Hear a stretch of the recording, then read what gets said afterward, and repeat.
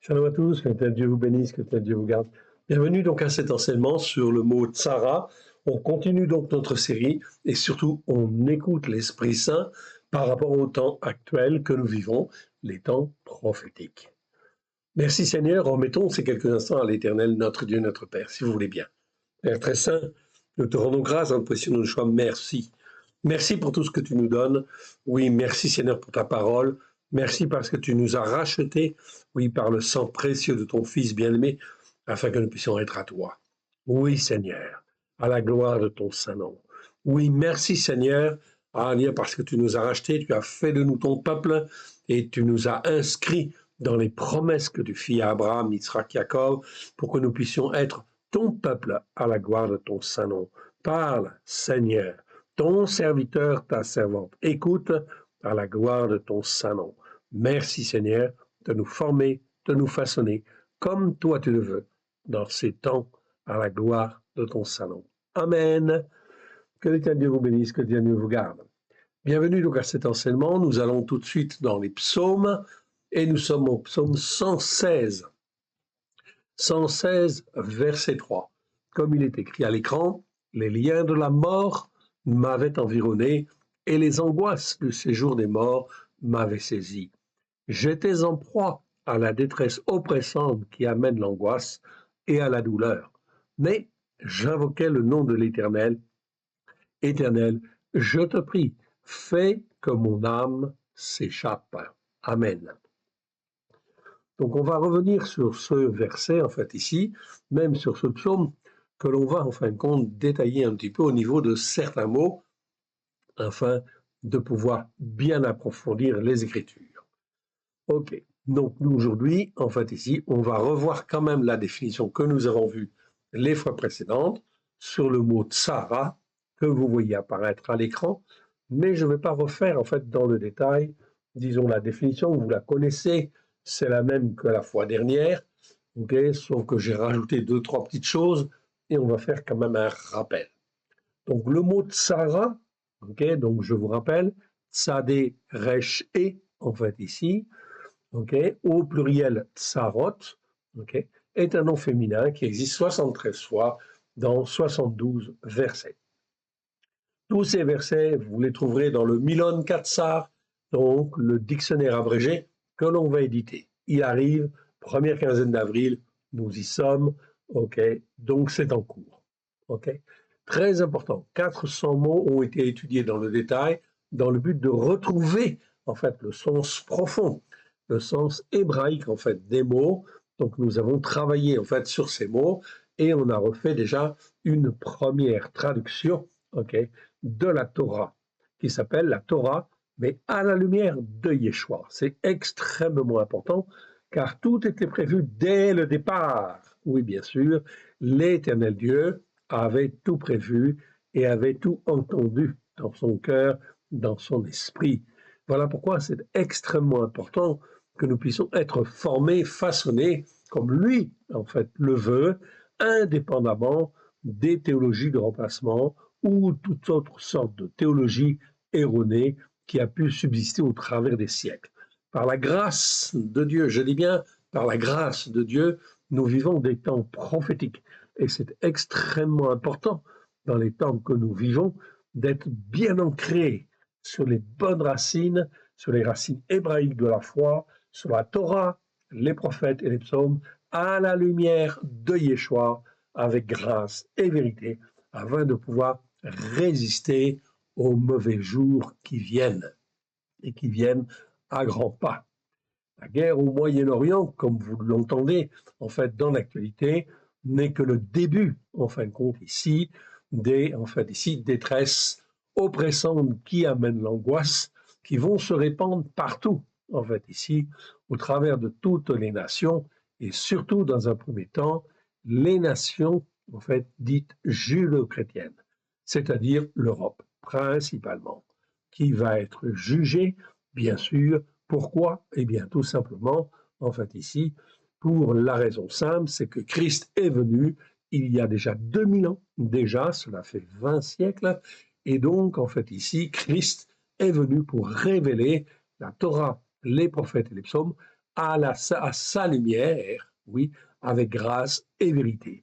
Et tout est accompli, en fait, ici, il l'a dit, pour que les croyants puissent croire, en fait, au message que l'Éternel Dieu avait donné et aux promesses qu'il avait faites à Abraham, à Israël et à Jacob. Donc nous vivons des temps prophétiques extraordinaires où effectivement notre foi va être éprouvée et il est important que cette foi soit posée sur les bons fondements. Donc le mot tsara, en fait, ici, nous permet en fait aussi de comprendre la situation en fait actuelle. La première fois en fait qu'on rencontre ce mot hébreu, c'est dans Genèse 40, 35, verset 3. Okay. Et ce mot est traduit 48 fois par détresse dans la version seconde, 16 fois par angoisse, okay, et 4 fois par souffrance, et en fait par différents mots variés, en fait ici, qui n'ont pas très beaucoup d'importance. Traduire simplement le mot tsara, okay, par un seul de ces mots est insuffisant, en fait ici, okay, ne donne pas la signification profonde de l'hébreu. Il faut bien comprendre que le mot tsara, tsadé, resh et, comme on le voit ici, montre une dimension de détresse, certes, mais a bien une dimension supplémentaire qui exprime plus précisément une détresse oppressante qui amène l'angoisse. Donc, ici, on voit très bien, en fait, ici, qu'un mot hébreu, en fait, ici, peut bien correspondre à un mot français. Oui, ça peut arriver, ok? Mais ce n'est pas toujours le cas. Donc, cela veut dire qu'un mot hébreu, en fait, ici, eh bien, pour bien, en fait, le transmettre, ok, ou en transmettre la signification, eh bien, parfois, c'est important d'avoir, en fait, ici, de traduire par une expression de 2 ou de 3 mots, en fait, ici, okay, de manière à pouvoir bien en fait en faire comprendre la dimension, effectivement. Donc traduire le mot tsara par détresse oppressante qui amène l'angoisse, c'est une bonne en fait ici traduction, oui bien sûr. Okay. C'est une bonne traduction car on retrouve dans le mot ici, dans cette notion en fin de compte de traduction, eh bien on trouve la notion de détresse, la notion d'oppression et la notion d'angoisse. On aurait pu traduire en fait autrement en fait aussi en mettant une oppression qui amène une détresse angoissante. Oui, bien sûr, c'est tout à fait admissible, oui bien sûr. Mais ce qui est important, c'est bien d'avoir cette notion des trois, car au départ, il y a bien la notion de l'oppression en fait ici qui amène la détresse, oui, et une détresse qui met dans un sentiment d'angoisse, okay, un état d'angoisse. Tout cela est important pour bien comprendre le mot, en fait, ici, tsara. Un rappel étymologique. Étymologique, je vous rappelle, c'est l'étude des mots, en fait, ici.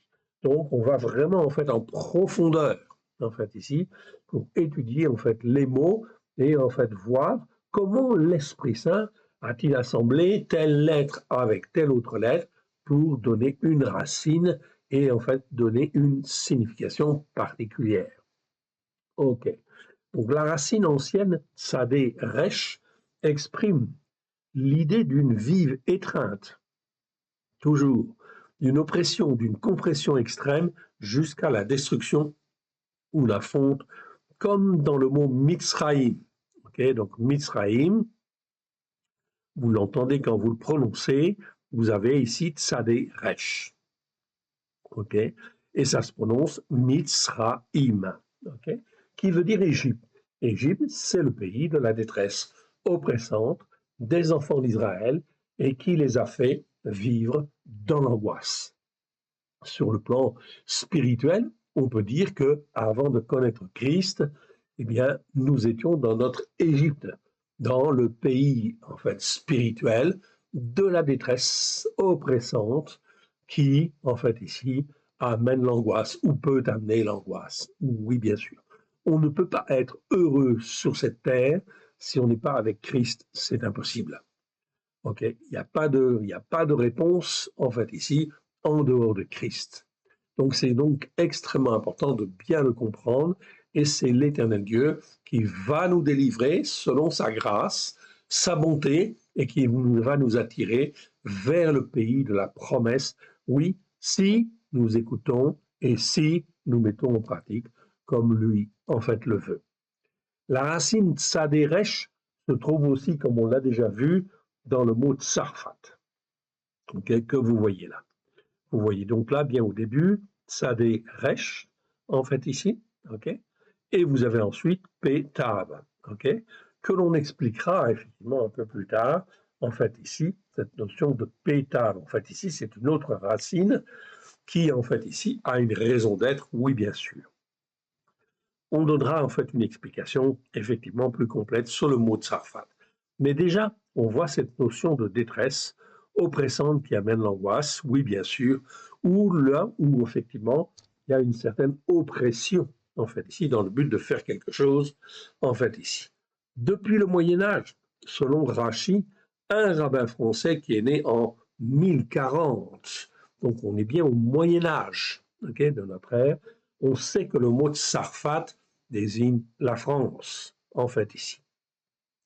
Comme séfarade, en fait, veut dire, en fait, l'Espagne, et comme, en fait, ici, Ashkenaz veut dire les pays, en fait, germaniques, en fait, ici. OK. Donc, on voit très bien, en fait, ici, l'existence de ces mots-là, en fin de compte, dans la Bible, qui montre, en fait, une certaine, en fait, ici, connaissance qui vient, bien sûr, de la racine juive, des Juifs, en fait, eux-mêmes. Oui, bien sûr. Par la révélation, en fin de compte, du Seigneur. Sarfat, on peut l'écrire avec un PH ou un F, peu importe, c'est effectivement le son qui compte. Donc, Sarfat. Selon les racines hébraïques d'enseigne, ça désigne quoi? Ça désigne le creuset où l'on forme les idées, où on forme en fait les bijoux, en fait ici. Donc, on sait très bien en fait ici que c'est pas pour rien que la France, elle a hérité de ce nom-là. Voilà pourquoi la France a un rôle spirituel très important parmi les nations du monde entier, notamment celle de forger les idées ou les concepts sur la Terre pour elle-même, d'une part, en fait ici, mais aussi pour les autres nations. Oui, bien sûr. Pardon. Pour leur montrer, en fait, l'exemple, en fait, ici. Donc, la France, elle a toujours eu ce rôle-là, tout au moins, il l'est révélé depuis le Moyen-Âge, au travers de Rachi. Okay, c'est une certitude, en fait, ici. Donc voilà pourquoi le Seigneur, l'Éternel Dieu, a fait naître Rachi, en fait, en France. C'est pas pour rien. Donc oui, bien sûr, parce que la France avait une raison d'être et il fallait lui donner, en fait, les éléments pour qu'il puisse, en fait, ici comprendre. OK. Donc, OK, c'est bien la volonté de l'Éternel, le Dieu d'Israël, au travers de Christ Yeshua. Tous les Juifs, en fait, en Israël et de par le monde, savent très bien que le mot Tsarfat désigne la France. Il n'y a que les Français qui, dans leur ignorance spirituelle, ne le savent pas. Mais aussi, bien évidemment, et vous l'avez compris, l'antisémitisme et le fait, en fait, d'ici de haïr les Juifs n'a pas aidé, effectivement, dans le sens de la connaissance, en fait, ici, des Écritures. Oui, bien sûr. Mais à qui la faute? C'est pas la faute des Juifs dans ce cas-là, c'est bien la faute, en fin de compte, de la théologie du remplacement et effectivement, en fin de compte, des Français ou du cœur, en fin de compte, des Français qui étaient, en fin de compte, dans l'iniquité. Pour bien comprendre le rôle de la France et des Français de Sarfat devant l'Éternel, le Dieu d'Israël, revenons un peu en arrière et prenons un peu de recul au travers de Christ Yeshua. La traduction et les commentaires de Rachi sur les Écritures, en fait ici, datent du XIe siècle. C'est écrit en langue vulgaire, ok? En langue vulgaire à l'époque, c'est-à-dire la langue du peuple, tout simplement. Et là, en l'occurrence, c'était le français. Donc au XIe siècle, effectivement, en fait ici, les Français ont reçu une traduction française au travers, en fin de compte, de Rachi. Alors que tous les érudits de l'époque écrivent en latin, car en fait ici, c'est Rome qui domine, oui bien sûr, et il était interdit d'avoir une langue, une traduction dans la langue en fait du pays. La traduction en fin de compte de la Bible ne devait exister que, en fait, ici, en latin. Selon la volonté de Rome. La Bible officielle, c'est la Vulgate, elle est écrite en latin. Elle n'est donc pas accessible, en fait, au peuple. Okay. Seules certaines autorités dans les pays occidentaux avaient le droit d'avoir une copie écrite de la main selon ce que Rome autorisait. Et donc là, bien le moyen, en fin de compte, de contrôler et de dominer, en fait, les nations et les peuples. Voilà comment Rome a donc assis, en fait, ici, son pouvoir au niveau de l'Europe, bien évidemment, et au niveau, en fin de compte, mondial aussi, quelque part. Le but de l'Éternel, le Dieu d'Israël, en suscitant Rachi, était bien de faire connaître les Écritures au plus grand nombre et d'en donner une meilleure interprétation directement dans la langue du pays. Donc il faut bien voir au travers de ça la volonté de l'Éternel, que l'Éternel voulait donc là donner en fait à la France et aux Français le moyen en fin de compte de comprendre en fait mieux les Écritures sans passer par Rome, évidemment.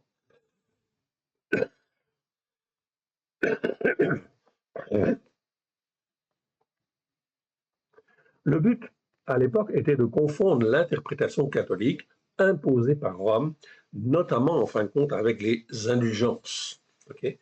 Les indulgences, c'était quoi? Eh bien, c'était sous un plan, quand on avait péché, eh bien, on devait payer l'Église, en fait ici, comme si on payait une amende, en fait ici, il fallait payer pour être pardonné. Ok.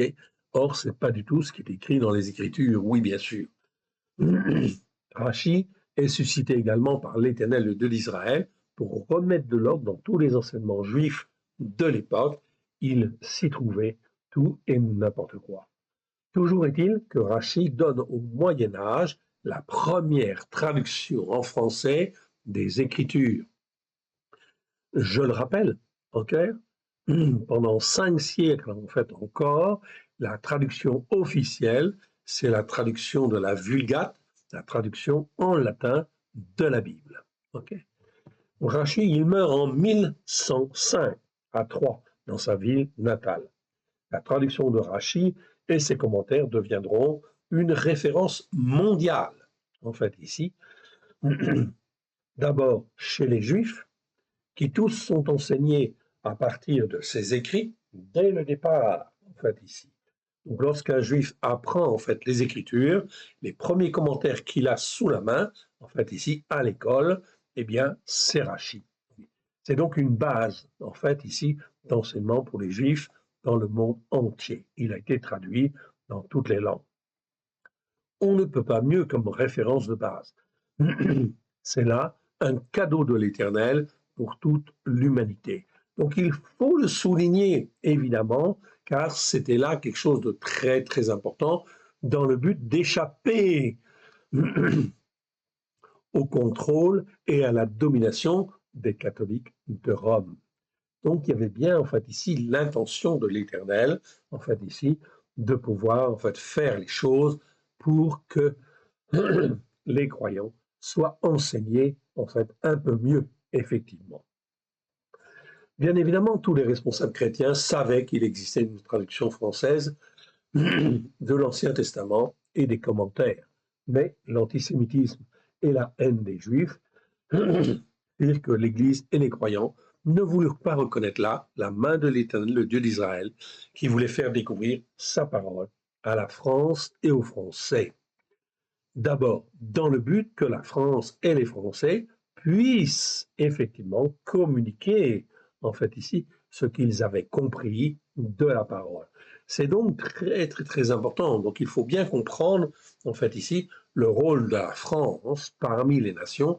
Pourquoi? Eh bien, tout simplement pour comprendre aussi quelle est la détresse oppressante qui amène l'angoisse qui va venir sur l'Europe et spécifiquement sur la France, parce que la France n'a pas écouté et n'a pas fait ce qui est bien devant l'Éternel. Donc il faut que l'on prenne conscience de l'erreur, des péchés, des transgressions, de l'iniquité de la France pour pouvoir demander pardon d'une part, mais aussi pour comprendre ce qui va se passer sur le plan prophétique dans les prochains mois, les prochaines années. L'Éternel, le Dieu d'Israël, suscite ensuite Johannes Gutenberg, 1400-1465. Donc on fait un bond de 400 ans en fait là, car jusqu'à maintenant l'imprimerie n'existait pas. En fait ici, quand on avait besoin d'une copie, on la faisait à la main. Évidemment, ça prenait beaucoup de temps. Gutenberg est un imprimeur allemand qui réinvente l'imprimerie. Il n'a pas inventé l'imprimerie. Il réinvente l'imprimerie avec des caractères typographiques que les Japonais et les Chinois avaient déjà découverts et déjà mis en place dans leur pays. Mais maintenant, avec Gutenberg, il va faire les machines, il va faire les outils, etc. Donc, il va faire de l'ingénierie, si je puis dire, et à partir de là, à partir de lui, donc qui est-ce qui l'a suscité en fait ici pour faire cela?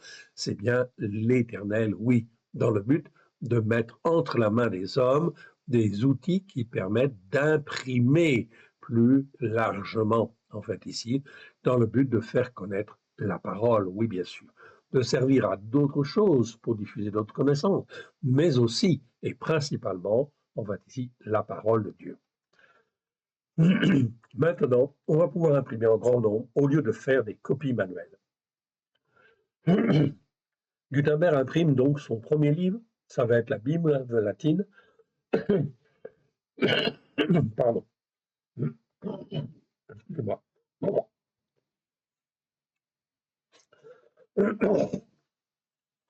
Donc c'est la Bible latine, la Vulgate. N'ayant pas une bonne conscience spirituelle, on peut dire, il fait là un mauvais choix en voulant éditer la Bible des catholiques, la Vulgate, en fait ici. Donc je vous montre cela tout simplement parce que c'est extrêmement important. Lorsqu'on n'est pas instruit dans la Torah, les prophètes et les psaumes, on ne peut pas avoir un jugement juste. Je dis cela aussi pour tous les chrétiens, tous ceux qui s'attachent en fait au Nouveau Testament et qui disent il y a le Nouveau Testament, on n'a pas besoin de l'Ancien Testament. Cela veut dire que automatiquement, dans leur manière de penser, leur manière d'appréhender en fait les problèmes, toutes ces personnes sont forcément dans un jugement qui est faussé, parce qu'il leur manque en fait ici tous les éléments de la Torah, des prophètes et des psaumes, dans lequel on a effectivement les promesses que l'Éternel Dieu a fait à Abraham, à Yitzhak et à Jacob. Et Yeshua le dit lui-même dans les évangiles, je suis venu pour accomplir la parole de Dieu, en fait ici, pour que toutes les promesses que l'Éternel Dieu a fait à Abraham, à Yitzhak, à Jacob, puissent s'accomplir au travers de lui. Donc on voit bien qu'il y a en fait une jonction pleine et entière entre ce que les nations appellent l'Ancien Testament et le Nouveau Testament. Ce n'est pas deux livres séparés, c'est deux livres qui, en fait, ici, assurent une continuité parfaite. Donc, dès lors que dans la traduction, on n'a pas, en fin de compte, ici, une continuité parfaite entre la première alliance et la deuxième alliance, cela veut dire qu'on est sur des traductions qui sont faussées, qui sont tordues, et qui automatiquement vont entraîner des jugements faux, des jugements erronés. C'est impossible d'avoir un jugement juste dans ce cas-là, quand on sépare l'Ancien Testament du Nouveau Testament. Les deux doivent être réunis, en fait, ici. Réunis, cela veut dire qu'au niveau de la traduction, eh bien, on doit pouvoir s'y retrouver de la Genèse jusqu'à l'Apocalypse. On a un seul message, pas 36 messages, un seul message, le message de Christ, mais du Christ hébreu, du Christ qui est venu, qui était là depuis le début, depuis la Genèse, et qui sera là jusqu'à la fin, jusqu'à l'Apocalypse. Eh oui. Pardon. Il était là auprès du Père lors de la création, oui bien sûr, et il a toujours été là au moment de la sortie d'Égypte. C'est lui, en fait, ici, qui appelait l'ange de l'Éternel et qui va, en fait, ici, conduire le peuple d'Israël vers le pays de la promesse. Oui, bien sûr. Et en fait, en beaucoup d'endroits, on retrouve effectivement la présence de Christ dans la Torah, les prophètes et les psaumes, mais il n'est pas venu en tant qu'homme, en fait, encore, pour s'offrir en sacrifice afin, en fait, de sauver tous ceux qui marchent par la foi. Donc, c'est bien écrit, en fin de compte, on a retrouvé, en fin de compte, tous ces versets. On va donc, en fait, aussi vous les montrer, en fait, ici, au travers des différents enseignements. Donc, ici, nous voyons bien, en fin de compte, que Gutenberg arrive, il met en place ses outils, mais lui, il va faire faillite, oui, bien sûr, il ne va pas pouvoir continuer. La Bible, en fait, la Vulgate, ce n'était pas la volonté de Dieu que de la diffuser et de l'imprimer, en fait, en grand nombre, pour assurer, en fait, ici, la domination, en fait, de Rome encore plus. Non, il va faire faillite. Il va donc vendre en fait ses outils. L'imprimerie va reprendre en fait en Alsace, à Strasbourg, et va se répandre dans le monde. Après Mayence et la vallée du Rhin, ça va se développer dans différents pays européens.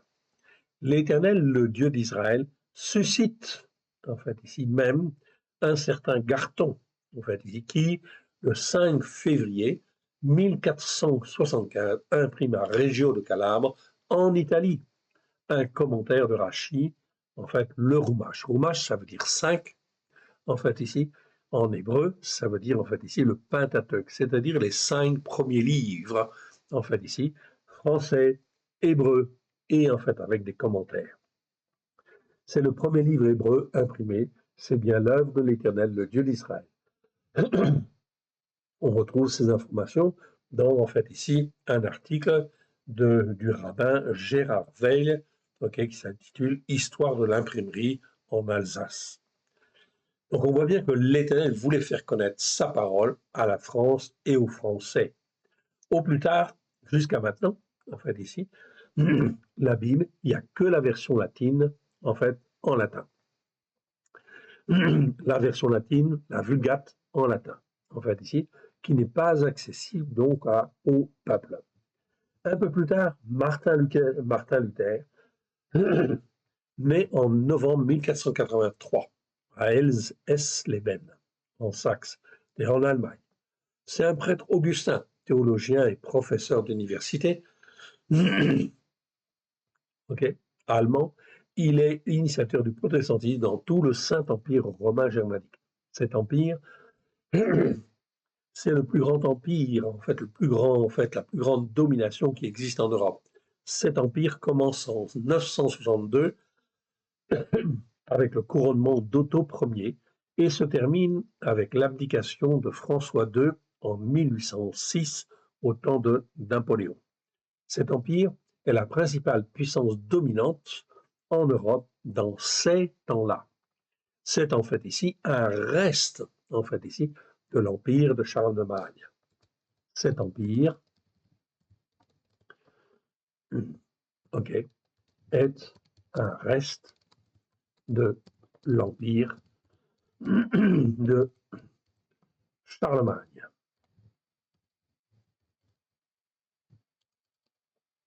Charlemagne, vous connaissez? Eh bien oui. Donc c'est vraiment, en fin de compte, très important de bien comprendre cela. Cet empire, c'est en fait un gros morceau, en fin de compte, de l'empire de Charlemagne. En fait, ici, oui, bien sûr. Qui était en fait un empire chrétien, je vous le rappelle, en fait, ici. Luther publie, en fait, le 31 octobre 1517, ses 95 thèses contredisant l'Église catholique, notamment en disant que le péché, en fait, ici, ne peut pas être pardonné par les indulgences. Le péché, il est pardonné par le sacrifice de Christ Yeshua, parce que son sang a coulé et que ce n'est uniquement que par grâce que l'on est sauvé, en fait, ici. Donc, cela contredisait effectivement beaucoup l'Église catholique qui avait mis en place ces indulgences dans le but de s'enrichir et de construire des cathédrales. Donc on était totalement, en fin de compte, dans l'interprétation catholique, totalement à côté de la plaque, en fait, ici. Sommet de se rétracter par le pape Léon X, en 1520, il est excommunié. C'est là qu'il lance, en fait, dans une traduction de la Bible, en allemand, à partir des textes originaux. Traduction dont l'influence culturelle sera primordiale. Il se servira de la traduction de Rachi comme support. C'est donc là extrêmement important, en fait, ici. Oui, bien sûr. OK. Mais il ne l'a pas dit, en fait, ici. Il ne l'a pas dit et il ne l'a pas reconnu, en fait. Cependant, Luther adopte, à la fin de son existence, une attitude de plus en plus antisémite. En 1543, 3 ans avant sa mort, il publie des Juifs et leurs mensonges, pamphlet d'une extrême violence où il prône des solutions telles que brûler les synagogues, abattre les maisons des Juifs, détruire les écrits, confisquer leur argent, tuer les rabbins qui enseignaient le judaïsme. Donc on voit que Luther est dans pleine dérive en fait ici. Okay. Et pourtant Luther s'est servi des écrits de Rachi pour faire sa traduction. La haine de Luther contre les Juifs va inspirer très largement le nazisme par la suite, justifiant aux yeux de beaucoup les violences faites aux Juifs. On voit bien que l'Éternel Dieu d'Israël n'a jamais voulu cela. Et oui, Luther devait aller plus loin. Plus loin. Et revenir, en fait, sur les écrits, avec les écrits de Rachi, devait revenir sur les racines hébraïques de la foi. Mais il ne l'a pas fait. C'est donc là quelque chose de très, très important. Car en ne le faisant pas, en fait, ici, eh bien, il désobéit à l'Éternel, oui, bien sûr, et il ne va pas dans la vérité. Malgré que Luther quitte l'Église catholique, il choisit de rester dans la théologie du remplacement, instituée par l'empereur romain Constantin et l'Église de Rome au IVe siècle. Le dimanche reste le jour sanctifié. Au lieu du Shabbat, les fêtes de l'Éternel sont toujours supprimées. On ne revient pas à la Torah avec grâce et vérité. Ainsi, l'iniquité perdure et donc l'influence des esprits de Bélial. Okay? Bélial, c'est Satan. Okay? Et on sait qu'en fait, le mot iniquité, on l'a étudié dans le détail. Okay? Il existe 230 fois dans les Écritures. On sait exactement ce que ça veut dire les iniquités. On a fait les vidéos là-dessus, évidemment.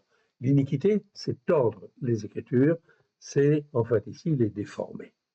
Dès qu'on déforme les Écritures, dès qu'on tord les Écritures, c'est de l'iniquité. Et donc, à ce moment-là, l'iniquité, elle ouvre la porte, et ça, on le sait en fait depuis en fait très très très longtemps. Même les écrits de Qumran, okay, donc ça date d'avant Christ Yeshua. On sait très bien que, en fait, ici, les iniquités, ça ouvre la porte à l'influence des esprits de Bélial, des esprits de Satan. Ces esprits mauvais l'ont entraîné à créer une autre montagne spirituelle, qu'est la montagne protestante, au lieu de revenir à la montagne de Sion. Ça, c'est extrêmement important de bien comprendre.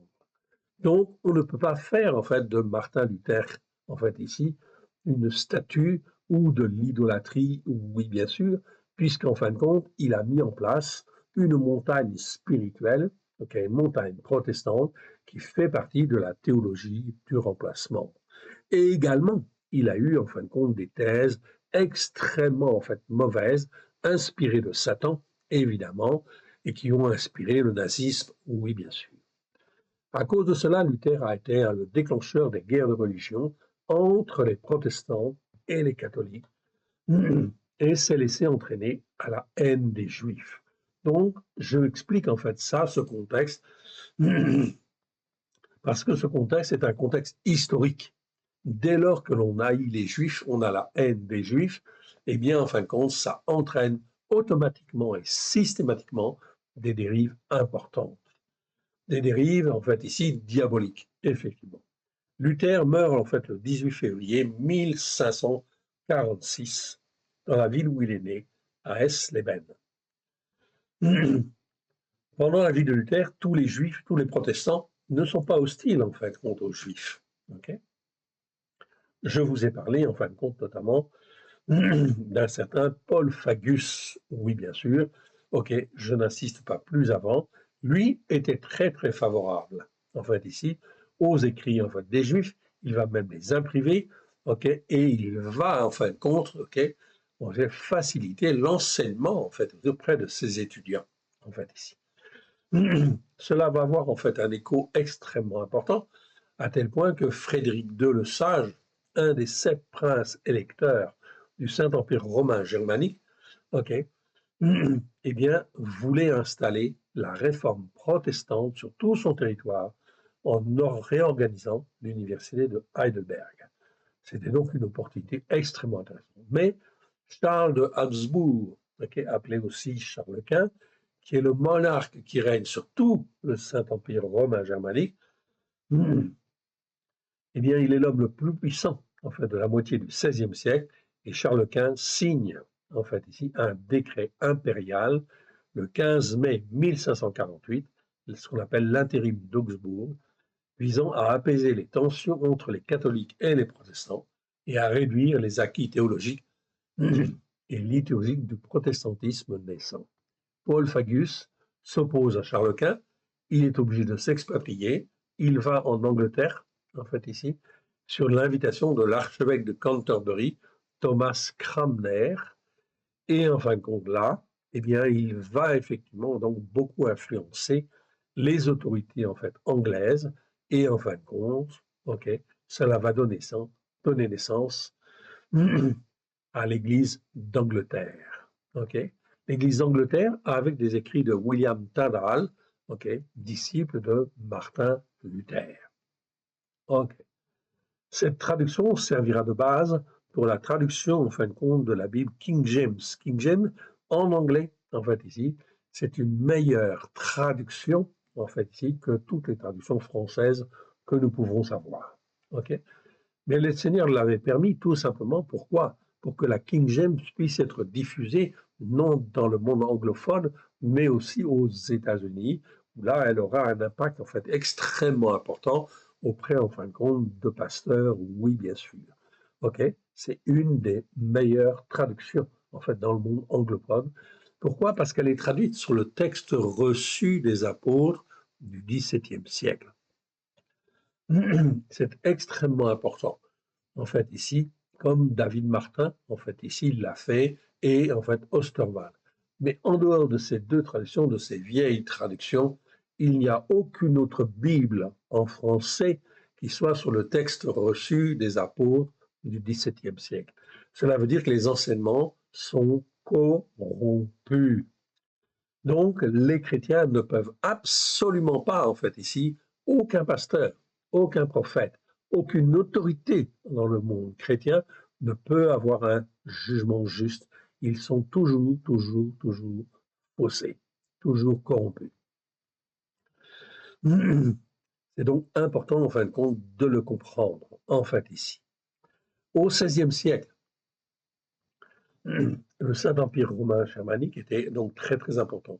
Au XVIe siècle, les princes allemands et les pays devenus protestants, comme la Suède, s'unissent ensuite au nouveau roi de France, Henri II. Charles Quint est battu et doit négocier la paix de Passau. Et là, il autorise l'exercice de la religion protestante. Les troubles continuent jusqu'à la mort de Maurice de Saxe en 1555, et signer la paix d'Augsbourg qui consacre le pouvoir impérial et reconnaît les deux religions, catholicisme et luthérianisme, dans l'Empire, dans tout l'Empire.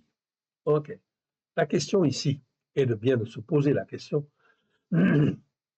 l'Éternel de Dieu d'Israël, voulait-il instituer deux religions selon la théologie de remplacement? La réponse, vous l'avez, bien évidemment non. Voilà pourquoi les guerres, en fait, ont existé.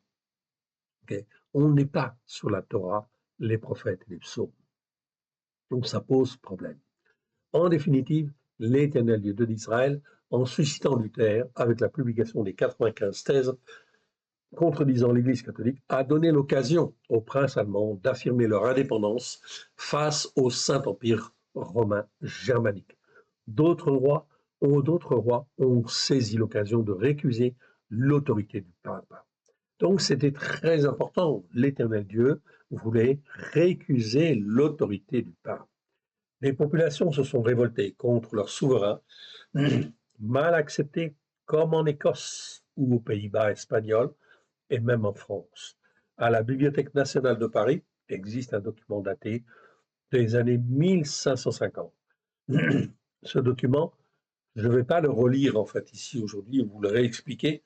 Cela disait en fin de compte que l'on conseillait en fait au pape de maintenir les chrétiens dans l'ignorance spirituelle, car s'ils en fait lisaient la Bible, eh bien, ils se rendraient vite compte que, en fin de compte, les enseignements de l'Église sont erronés et contredisent en fait ici la Bible. Ok. C'est donc en fait très important. C'est un document officiel. Cela prouve en fait ici la manipulation de l'Église en fait catholique de Rome en fait ici. Très important. Mais l'Éternel n'a pas donné son dernier mot, n'a pas dit son dernier mot. La volonté du pape et de Rome était bien de vouloir maintenir les peuples dans l'ignorance spirituelle le plus longtemps possible afin de mieux manipuler et les contrôler. Voilà pourquoi l'Éternel Dieu d'Israël a agi à cette époque pour tenter de libérer la France et les Français du joug catholique de Rome. En France, parallèlement à ce moment-là, l'Éternel de Dieu d'Israël avait suscité un certain Jean Calvin. Même chose, il va donc faire en fait ici la réforme en France, en fait ici, la réforme protestante.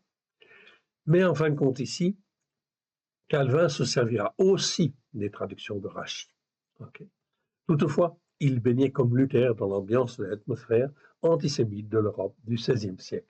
Calvin ne comprenait pas pourquoi les Juifs ne se convertissaient pas. L'erreur de Calvin et de la chrétienté de l'empereur romain Constantin, on le voit, est qu'il ne croit pas dans un Christ qui est le roi des Juifs, le fils de David, et qui dit « Je ne suis pas venu pour abolir la Torah, mais pour l'accomplir », c'est-à-dire accomplir toutes les promesses que l'Éternel Dieu a fait à Abraham, à Israël et à Jacob. Oui, et l'accomplir dans nos cœurs pour qu'elle devienne une réalité spirituelle. Calvin baigne dans la théologie du remplacement, dans l'iniquité chrétienne de Constantin, celle qui dit que l'Église a remplacé Israël. Calvin ne développera pas la haine des Juifs comme Luther l'a fait. À la suite des troubles constatés depuis l'introduction, en fait ici, de la Réforme dans les années 1520, il va donc y avoir des guerres, beaucoup de guerres, enfin 8 guerres. 8 guerres vont se succéder en fait en France, 8 guerres de religion. Je ne rentre pas dans le détail. Vous avez en fait ici, je vous l'ai expliqué en fin de compte déjà, et en fait vous l'avez dans le mail, dans le détail, et vous pourrez en fait ici le revoir, puisque je vous enverrai en fait ici cette description corrigée. 8 guerres de religion vont s'en suivre et se terminer par l'édit de Nantes, en fait ici. L'Éternel, le Dieu d'Israël, avait-il voulu cela, en fait ici, ces 8 guerres de religion? Non. La réponse est évidemment non. Mais on n'est pas dans l'obéissance et la soumission à la Torah. La France et les Français sont frappés par des détresses oppressantes qui amènent l'angoisse à cause de leurs péchés, de leurs transgressions, de leur iniquité qui les aveugle. Louis XIV va révoquer l'édit de Nantes en 1685. Le protestantisme devenait dès lors interdit sur le territoire français. Mais avant qu'il ne soit interdit, en fait, ici, l'Éternel suscite David Martin, pour justement corriger, en fait, ici. On commence, en fait, à faire des traductions, et effectivement, on commence à, en fait, ici, comment dire, fausser, en fait, les textes grecs, en fait, ici. Donc, à partir des textes grecs du XVIIe siècle, tout un certain nombre de personnes ont commencé, en fin de compte, à corriger en fait les textes grecs qui nous ont été transmis pour en fait ici faire le texte grec en fait ici du Nouveau Testament qui va servir à toutes les traductions et c'est le texte grec du XIXe siècle. Donc très peu de personnes sont restées sur le texte grec du XVIIe siècle. Il y a David Martin, donc l'Éternel Dieu ici en fait il suscite en fait David Martin pour faire une traduction sur les textes grecs du XVIIe siècle. C'est donc très très bien en fait ici. Ça, c'est une bonne chose. Ça, c'est pour éviter la corruption en fait des textes grecs du Nouveau Testament en fait qui était en train de s'opérer. Il fallait réagir. C'est pourquoi, pendant ces troubles, l'Éternel, le Dieu d'Israël, avait suscité David Martin.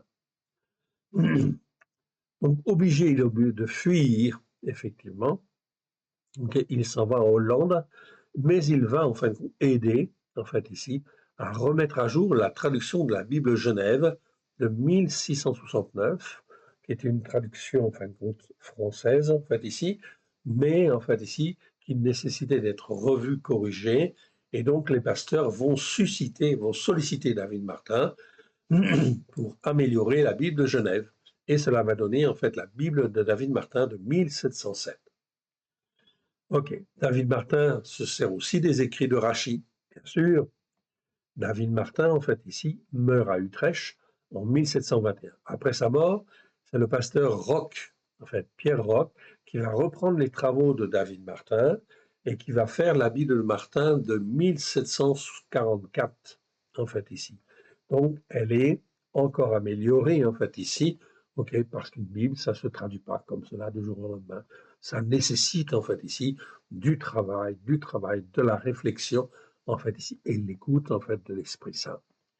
L'Éternel, le Dieu d'Israël, avait suscité David Martin, mais la France et les Français ne voulaient pas marcher dans la foi, par la foi, dans la voie qui s'ouvrait devant eux.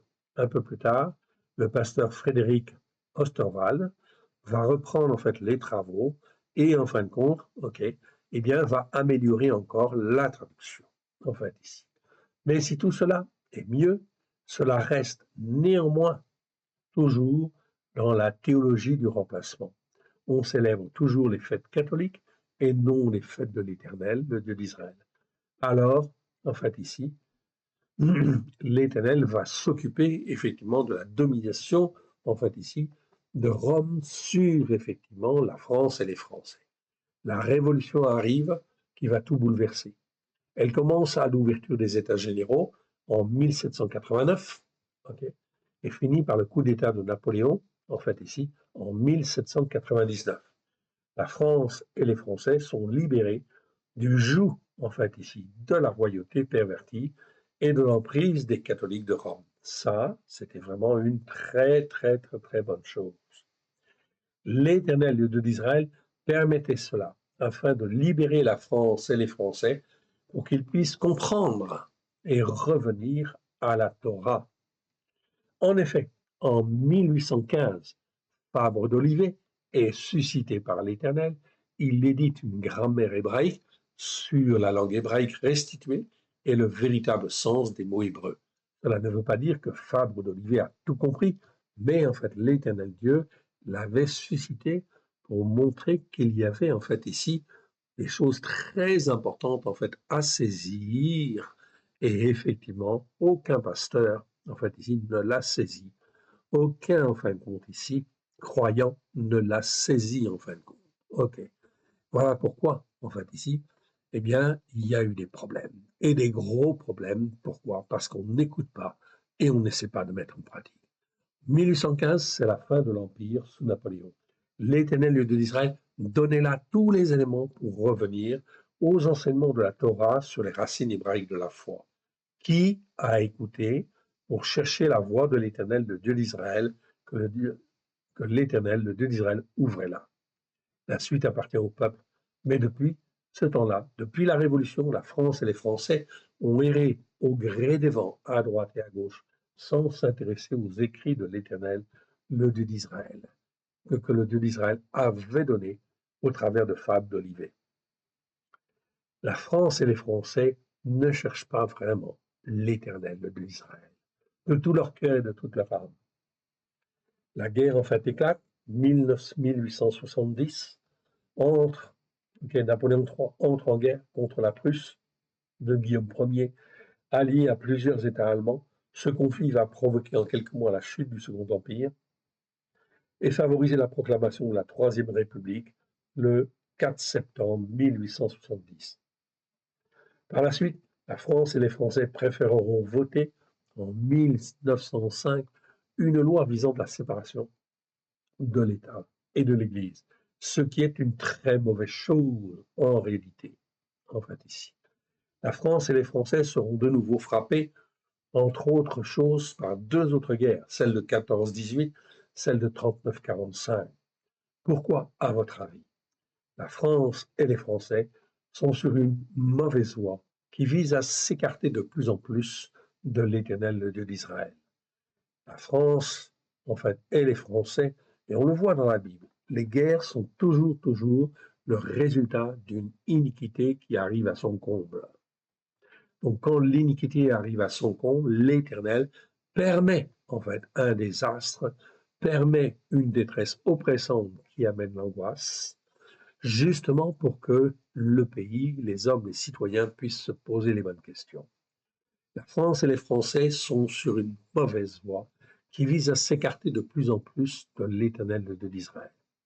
La France et les Français, on le voit en 2026, est totalement dans la voie opposée à ce qu'elle devrait être de sa mission première, évidemment. C'est ça que je veux vous faire comprendre, c'est que, en fait, ici, la France a manqué à son devoir. Elle a un comportement lamentable, lâche et insensé. Et Macron, le président, en est totalement responsable, car il est élu comme étant le chef, le conducteur de la France et des Français sur la scène internationale. Il représente exactement l'état spirituel de la France et des Français en 2026 devant l'Éternel d'Israël. C'est un insensé au sens biblique du terme. On a largement parlé sur le sujet dans les vidéos sur le mot rat qui nous parle de ce qui est mal devant l'Éternel de l'Israël. Macron n'a rien à voir avec un David. Comme il est dit dans le psaume 78-72, et David les dirigea avec un cœur intègre et les conduisit avec des mains intelligentes. Est-ce que vous voyez que Macron a un cœur intègre par rapport à la Torah, au prophète au psaume? Non. Ok. Or, c'est le rôle d'un chef. Même s'il n'a pas la dimension spirituelle d'un pasteur, en fait ici, ou d'un prêtre, il doit avoir en fait une copie, en fin de compte, des Écritures sur sa table de nuit, comme le dit la Torah, et il doit la méditer tous les jours afin d'apprendre à prendre les bonnes décisions devant l'Éternel. Aujourd'hui, en 2026, l'Éternel de l'Israël, au travers de Trump, est en train de bousculer l'ordre mondial. Oui, ok, que l'on soit d'accord ou pas d'accord, peu importe, l'ordre mondial est en train d'être bousculé, en fait ici, tout simplement parce que, en fait ici, le monde et les sociétés occidentales, surtout, et principalement la France, ne sont pas à l'écoute et, en fait ici, s'en vont dans un mauvais chemin. Ce qui se passe en ce moment même est vraiment la volonté de l'Éternel, le Dieu d'Israël, pour amener la détresse oppressante qui amène l'angoisse sur toutes les nations judéo-chrétiennes.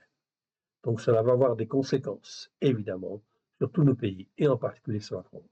Comprenez bien, selon les enseignements sur le mot rat, que nous avons vu, rat, ça veut dire ce qui est mal devant Dieu. L'Éternel Dieu d'Israël veut libérer les peuples pour qu'ils puissent espérer dans sa Torah. C'est écrit dans Ésaïe chapitre 42. Les nations judéo-chrétiennes, donc principalement la France, devraient être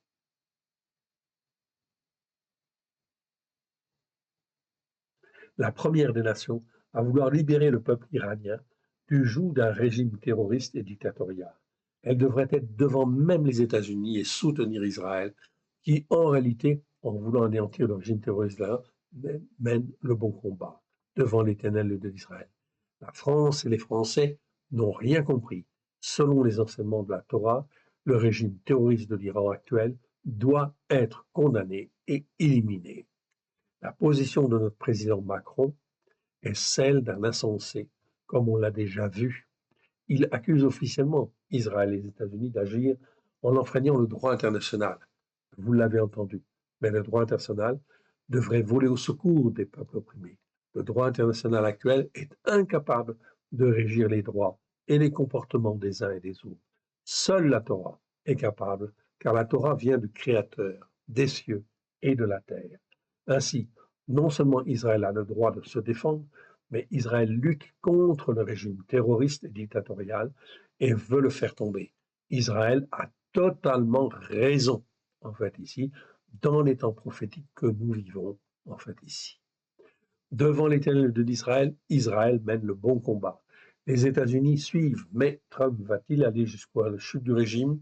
En fait, de par sa culture évangélique et son attirance pour la puissance et la richesse et la pression, en fait, ici, politique, on est bien d'accord.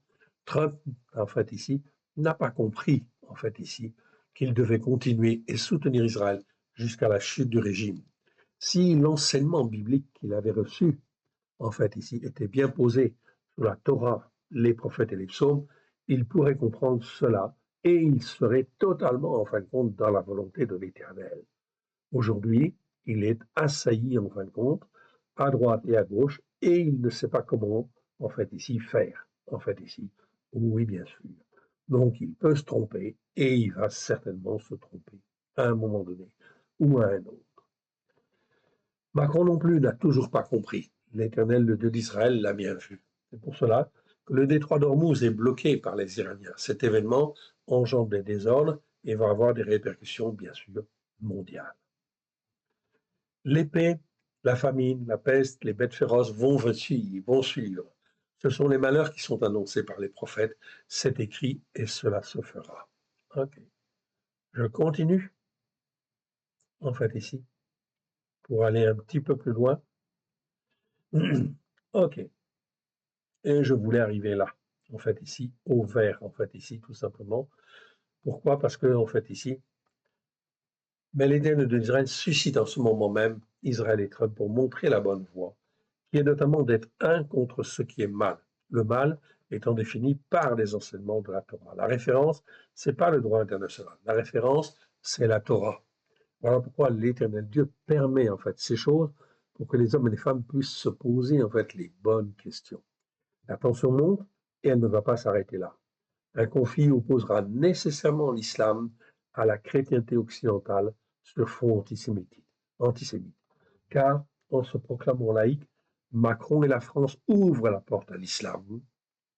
Et, en fait, ici, vous avez vu déjà certains maires, en fait, ici, ont été élus, mais ils n'ont rien à voir avec la chrétienté, évidemment, et ils sont effectivement, en fin de compte, de cultures totalement différentes, en fait, voire, en fait, islamiques, en fait, ici.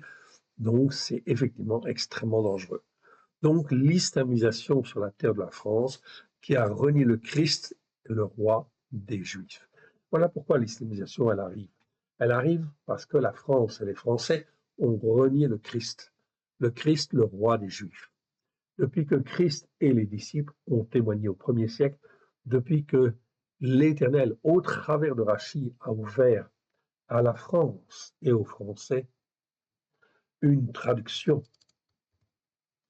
enfin française, depuis que Luther, Calvin ont préféré conforter la théologie de remplacement, depuis que débarrassés du joug de la royauté pervertie et de l'emprise de Rome, la France et les Français ont choisi d'être une république laïque en rejetant Christ, le Sauveur, et en ouvrant la porte à toutes sortes de fausses doctrines, et en particulier à l'islam. Cependant, la suite dépendra de l'attitude de cœur de chacun des hommes et des femmes vivant sur la terre, que l'Éternel, le Dieu d'Israël, leur a donné en partage. Mais une chose est sûre, et je le rappelle, depuis le 1er siècle, les nations avaient la responsabilité de transmettre le message de Christ, du Christ hébreu, le fils de David, le roi des Juifs, encore appelé le roi d'Israël, en fait ainsi qu'il est appelé dans les évangiles. Où en est-on en 2026? En 20 siècles, elles n'ont pas accompli la volonté du Très-Haut. Ok. Je m'arrête là, vous avez la suite, je vous l'enverrai en fin de compte par mail dans le message. Ok, je voudrais aller un petit peu en fin de compte dans mon psaume, en fait ici, quand même, pour vous faire quelques commentaires, en fait ici. Donc le psaume, en fait ici, c'est le psaume, en fait ici, 116. Ah, j'étais trop loin. Voilà, j'y arrive. Donc on est dans le psaume 116. 116, et je reprends à partir du verset 1. J'aime l'Éternel, car il entend ma voix et mes supplications. Car il a penché son oreille vers moi et je l'invoquerai toute ma vie. Les liens de la mort, en fait, ici. La mort, c'est en fait ici, Mavet.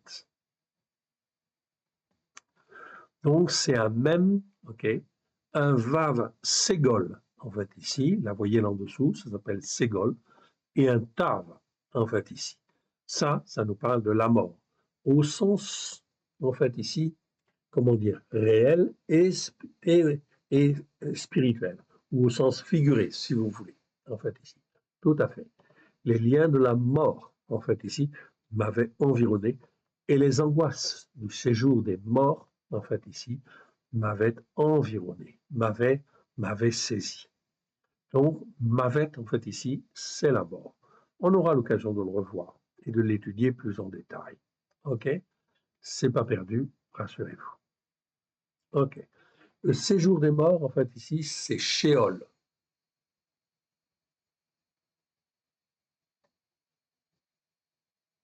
Alors, Sheol, je vous le montre, en fait, ici, quand même. OK? Le séjour des morts. C'est le Sheol. Shin, Aleph, Lamed. Ou encore dans certains versets, Shin, Aleph, Vavolam, okay, Lamed. Donc, c'est ce qu'on appelle ici une écriture pleine, et ça, c'est l'écriture généralement la plus courante. Okay. Donc, on va le trouver dans certains versets en écriture pleine ou en écriture, en fait, ici, en fait, plus contractée, en fait, ici. Okay. Donc, en fait, ici, on fera le commentaire, en fait, de cela le moment venu. Ce n'est pas le temps, en fait, aujourd'hui de le faire. Mais c'est le mot Sheol. Sheol, ça nous parle du séjour des morts. C'est là où tous les morts s'en vont. M'avait saisi. J'étais en proie à la détresse oppressante qui amène l'angoisse. Là, je retrouve le mot tsara et à la douleur. Okay. Mais peu importe si on est dans la détresse oppressante qui amène l'angoisse, et elle va venir, elle va frapper tout le monde. Oui, bien sûr. Okay. Et donc, si moi j'appartiens à l'Éternel, il faut que je sache, en fait, ici, à qui j'appartiens, ce sur quoi, en fin de compte, je m'appuie, et que je puisse invoquer l'Éternel comme il convient, afin qu'il me sauve et qu'il me garde. Okay. Car le processus, en fait, qui vient, est un processus, en fait, irréversible. Mais j'invoquais le nom de l'Éternel. Éternel, je te prie, fais que mon âme s'échappe. Ici, c'est le verbe, en fait, ici, malade. OK, je vous le montre. OK. C'est parfois traduit par sauver, délivrer. Mais ce n'est pas tout à fait ça. Malade, c'est même lamed, tête et. Ça vient, en fait, ici, il est conjugué, en fait, ici. Ça vient du verbe malat, en fait, ici.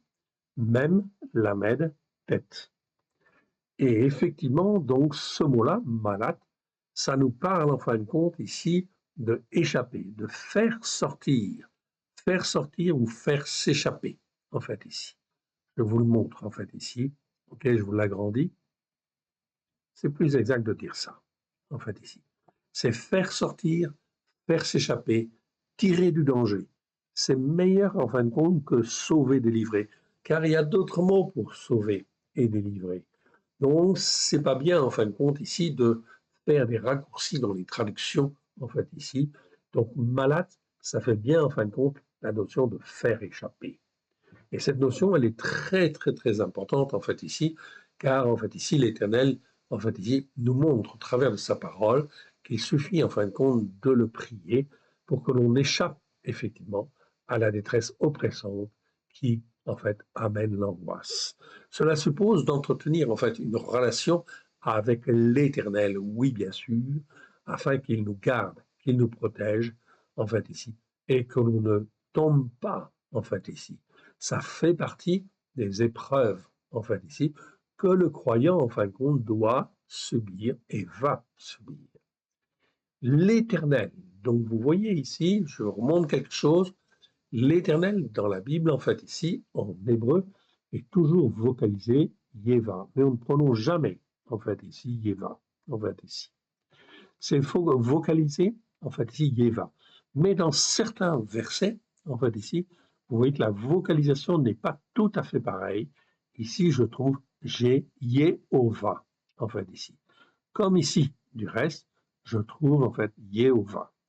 Cette, en fait, ici, vocalisation existe, en fait, ici, je crois, en fait, ici, si ma mémoire est bonne, 44 fois, en fait, ici, dans les Écritures. Seulement. Attendez, je vais vous le montrer. Ok, donc 44 fois. Oui, c'est ça. 44 fois.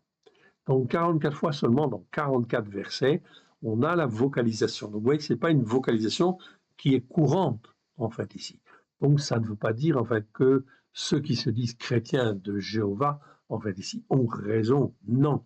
Sur les 3500 fois où le tétragramme est vocalisé, eh bien, la plupart du temps, c'est Yeva, en fait, ici, c'est vocalisé Yeva, mais on ne prononce jamais, en fait, ici, cette vocalisation. OK? On dit à la place Adonai ou Hachem ou Akadosh Baruch Hu, ou ce que nous suggérons, Yod et Vavé, c'est beaucoup mieux en fait ici, ou l'Éternel tout simplement. Donc ici, la vocalisation ici est un peu particulière, donc on travaillera sur ces vocalisations en fait aussi, évidemment, en fait ici. C'est pas le temps aujourd'hui, ça prendrait trop de temps en fait ici. Et c'est un sujet assez vaste. Donc la vocalisation, on la garde. Et nous la mettons en fait ici simplement pour vous montrer que la vocalisation, elle est différente dans le texte hébreu. Et donc on la garde fidèlement en fait ici. OK. Pour être fidèle à l'écriture. OK. L'Éternel est miséricordieux et juste. Notre Elohim est plein de compassion. Oui. L'Éternel garde. Oui. Garder, c'est shamar, les simples, ceux qui sont humbles, humbles de cœur en fait ici, ou qui sont simples, c'est tout. En fait, ils ne cherchent pas les complications, ils restent simples. J'ai été réduit à la faiblesse. Ok, c'est mieux en fait ici, plutôt que en fait ici, je suis malheureux. C'est le verbe dalal en fait ici, ok, qui est important. Je ne vais pas m'étendre dessus, mais là je retrouve le verbe dalal. Dalal, ça veut dire rendre faible. Hein, rendre faible ou affaiblir. OK? Je vous le montre un petit peu. OK? Donc, le verbe dalal, dalet, lamed, lamed. OK? Donc, ça, c'est un verbe qui veut dire rendre faible ou affaiblir. C'est pas malheureux. Il y a d'autres mots pour dire malheureux, en fait, aussi. Donc, on va essayer de traduire au plus proche, en fin de compte, de l'hébreu, évidemment. Donc, j'ai été réduit à la faiblesse, tout simplement parce que l'Éternel Dieu, en fait, ici, dès qu'il voit de l'orgueil, qu'on est dans l'erreur, l'Éternel va nous réduire en fait à la faiblesse. Mais il fait que je sois sauvé. Là, c'est vraiment le verbe sauver. Donc ça, je vais vous le montrer en fait ici. C'est le verbe yasha. Le verbe yasha, en fait ici, eh bien, c'est le verbe qu'il faut traduire par sauver. Et en fait, on a tout à fait raison. Ok.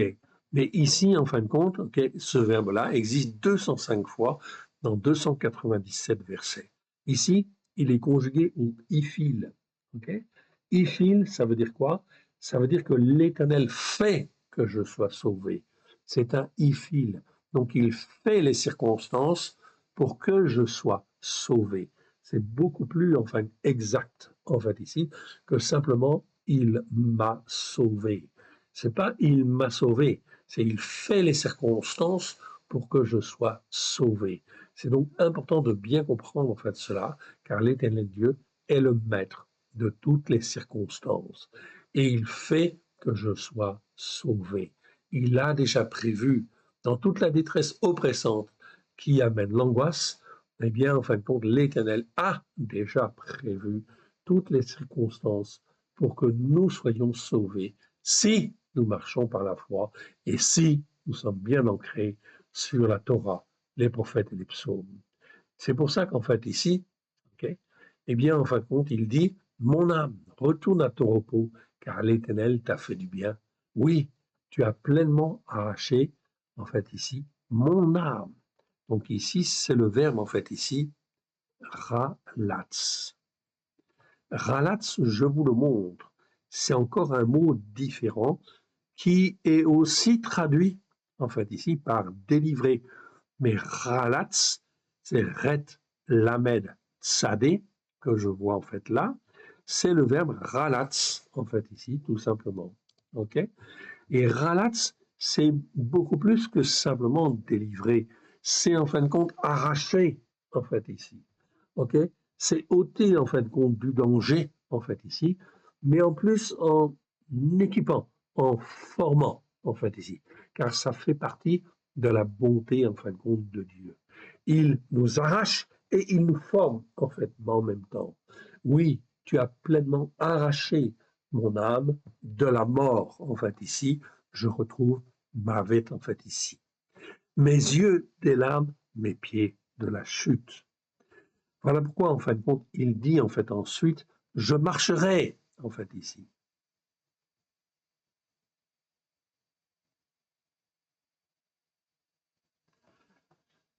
Ok.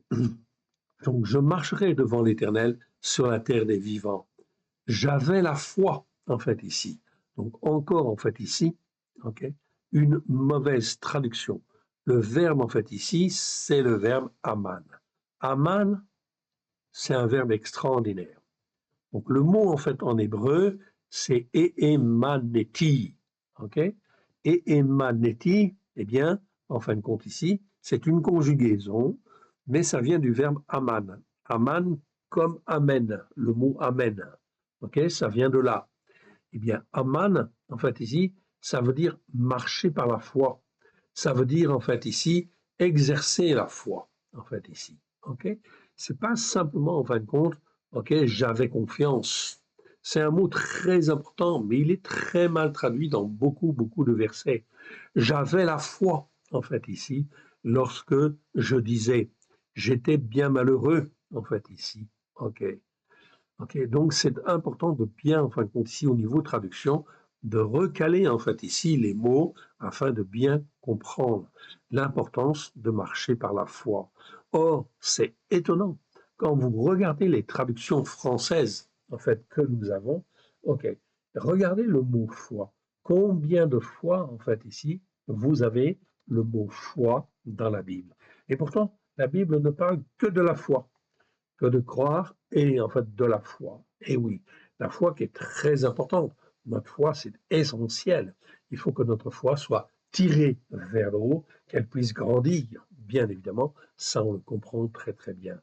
Voilà pourquoi les versets nécessitent d'être revus, d'être retravaillés, en fait ici, afin d'avoir une meilleure expression dans le but de comprendre que l'Éternel Dieu, qui est le Dieu de la vie, cherche toujours, toujours en fait ici, à ce que notre foi soit fortifiée, exercée, en fait qu'elle devienne inébranlable, en fait ici, sur la terre et dans les cieux.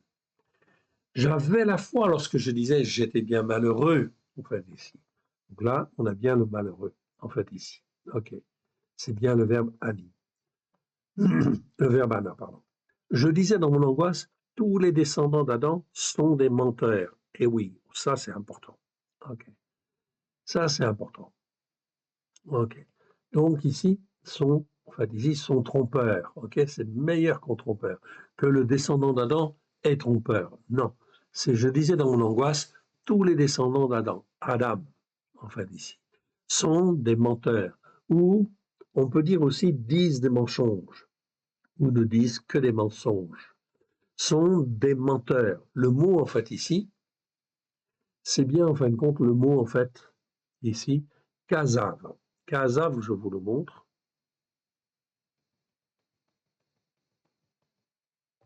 Donc, la conjugaison ici, c'est kosev, en fait, ici, et ça vient du verbe casav. OK? Casav, en fait, c'est un verbe qui veut dire des mensonges, mentir. OK? C'est mieux que simplement trompeur. Non, c'est pas simplement trompeur. C'est dire des mensonges. Donc tous les descendants d'Adam, dès lors qu'ils ne sont pas instruits dans la vérité, dans la Torah, ils disent des mensonges. Ce sont des menteurs. Et je disais dans mon angoisse, tous les descendants d'Adam, en fait, sont des menteurs. Et oui, c'est le cas, en fait, ici. OK? Donc voilà pourquoi il faut faire attention. Je ne peux pas faire alliance avec n'importe qui. Oui, évidemment. OK. Comment rendrai-je à l'Éternel tous ses bienfaits envers moi? Car lui, il me garde. J'élèverai la coupe des délivrances. Là, j'ai bien, en fait, ici, le mot délivrance. Le mot délivrance, en fait, ici, c'est le mot Yeshua, comme notre Seigneur, en fait, ici. Vous voyez, notre Seigneur, c'est presque la même écriture, en fait, ici. La seule différence, c'est la lettre finale. la lettre finale, qui exprime en fait un féminin, en fait ici, oui bien sûr. Mais Yeshua est notre délivrance. C'est pour ça qu'il porte le même nom, en fait ici, que ce mot-là. Ce mot-là veut dire délivrance. Et oui, c'est important. Il est très mal traduit dans nos Bibles. Et oui, très très très mal traduit. Donc il faut corriger ça. Donc j'élèverai la coupe des délivrances et j'invoquerai le nom de l'Éternel, en fait ici. Oui, j'invoquerai le nom de l'Éternel. J'accomplirai mes vœux envers l'Éternel en présence de tout son peuple. Elle a du prix aux yeux de l'Éternel la mort de ceux qu'il aime. Écoute-moi, Éternel, car je suis ton serviteur, fils de ta servante, tu as détaché mes liens. Je t'offrirai un sacrifice de reconnaissance et j'invoquerai le nom de l'Éternel. J'accomplirai mes vœux envers l'Éternel en présence de tout son peuple, dans les parvis de la maison de l'Éternel, au milieu de toi, Yerushalayim. C'est donc très important, en fait, ici. On a pris un petit peu de temps sur, effectivement, en fait, ici, ce psaume, mais, en fait, ici, c'est d'une richesse absolument fabuleuse. OK? Et on traduira les psaumes. Vous aurez, en fin de compte, une traduction, en fait, ici, après la Torah, après, en fait, ici, le Milon Katsar, le dictionnaire abrégé, on va s'attaquer aux psaumes. OK? Ils existent déjà en bonne partie, en partie en français, en hébreu, en phonétique en fait également, pour ceux qui veulent apprendre en fait à lire l'hébreu en fait ici, et peut-être en fait des commentaires. On verra si on met les commentaires en fait ici. Donc ça c'est le psaume en fait 116 en fait ici, très important. Je continue, j'avance un tout petit peu quand même, ok. Et on va aller en fin de compte dans le psaume en fait ici suivant, qui est le psaume 120. C'est un cantique des degrés. Dans ma détresse oppressante qui amène l'angoisse, c'est à l'Éternel que je crie et il m'exauce. Ou dans la détresse oppressante qui amène l'angoisse sur moi, on va dire ici, c'est à l'Éternel que je crie et il m'exauce. Que je crie et il m'exauce. Jamais, jamais un croyant, en fait ici, qui est ancré sur la Torah, les prophètes et les psaumes, sur les Écritures, jamais un croyant racheté par le Christ ne sera abandonné par l'Éternel. Donc, la détresse oppressante qui amène l'angoisse, ok, sur moi, c'est à l'Éternel que je crie, en fait, ici, et il m'exauce, en fait, ici. Donc, c'est pas, en fin de compte, forcément ma détresse. Donc, c'est mieux de dire, en fait, ici, dans l'expression, quand la détresse oppressante qui amène l'angoisse sur moi, en fait, ici, sur moi, c'est à l'Éternel que je crie et il m'exauce. L'Éternel délivre mon âme des lèvres qui profèrent le mensonge. C'est pas des lèvres menteuses, on pourrait dire la lèvre mensongère aussi si on veut, mais c'est pas assez fort. Ok, délivre mon âme des lèvres qui profèrent des mensonges, de la langue qui use de tromperie en fait ici. Ça c'est encore meilleur en fait comme ça. Que te rapporte une langue qui use de tromperie, les traits aigus du guerrier avec le charbon ardent du genêt. Donc vous voyez, c'est la guerre en fait ici qui vient quand effectivement on est dans le mensonge et dans la tromperie, automatiquement cela aboutit en fait ici à effectivement en fin de compte de la guerre et des tensions en fait ici. Malheureux que je suis de séjourner à Méchec en fait ici. Ok, Méchec, c'est en fait ici la notion de perceptibilité en fait ici spéculative. Donc il faut faire attention en fait au nom, au sens en fait des mots ici. Malheureux que je suis de séjourner à Méchec, c'est-à-dire en fin de compte dans une perception spéculative en fin de compte des choses. Là, on est forcément dans des raisonnements erronés et ça va mal se passer en fait ici.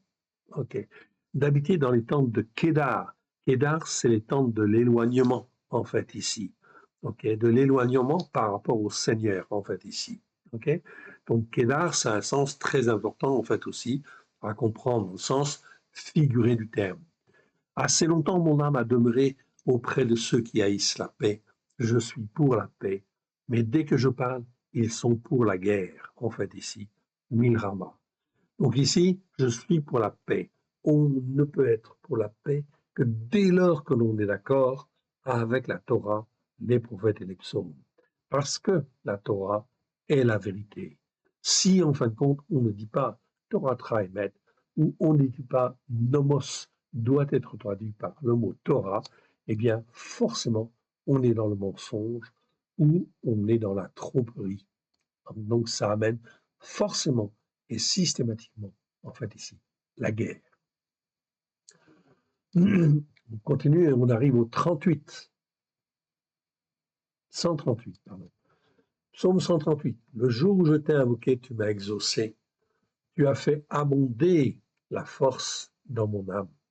Tous les rois de la terre te loueront, ô Éternel, en entendant les paroles exprimées de ta bouche.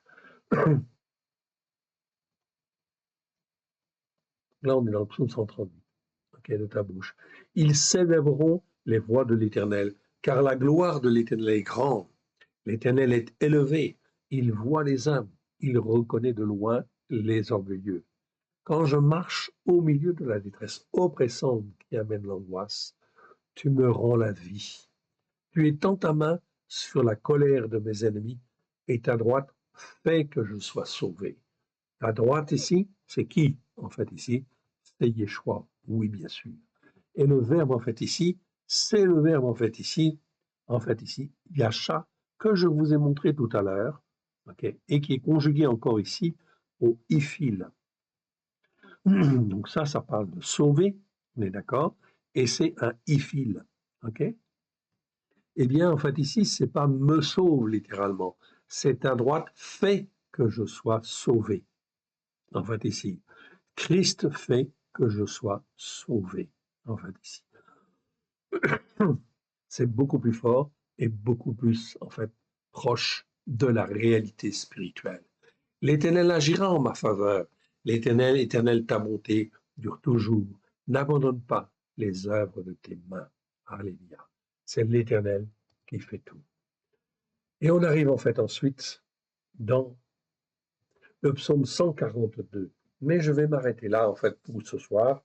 En fait ici, psaume 142 au verset 3. En fait ici. Et on reprendra là la fois prochaine. En fait ici. Remettons au Seigneur ce que nous avons reçu aujourd'hui.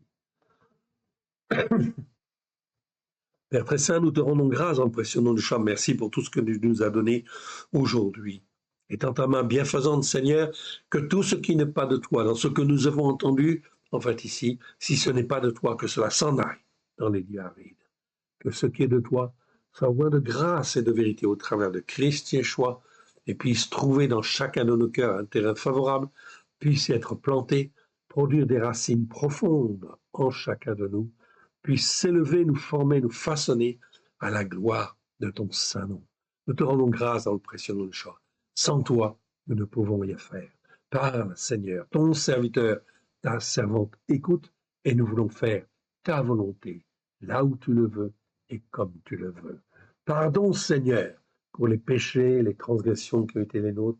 Pardon pour toutes les iniquités, tout ce qui nous ont fait croire, qui nous ont fait déformer ta parole, oui, pour ne pas l'écouter comme toi tu l'avais dit, en fait ici, comme toi tu l'avais exprimé. Avec simplicité de cœur, nous voulons écouter et mettre en pratique. Et monde-nous, fortifie-nous, Seigneur, afin que nous puissions être à toi, afin de porter le fruit, les fruits que toi tu veux, Père très saint, à la gloire de ton saint nom. Que ton nom soit béni, honoré, loué, toujours et partout.